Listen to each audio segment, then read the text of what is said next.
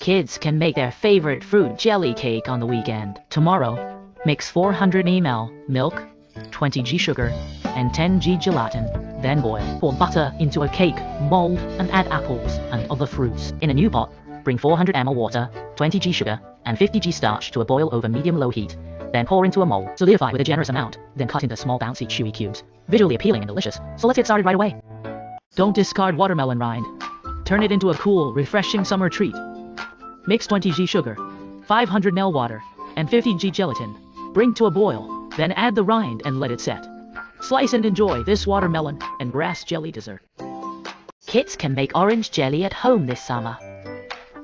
The child loves the 500 ml water jug and wants it filled. Simmer, pitaya juice, sugar, and cornstarch over low heat until thickened. Reboil the packaged oranges and transfer to a storage container naturally set, with a pleasantly tart sweet fruit flavor.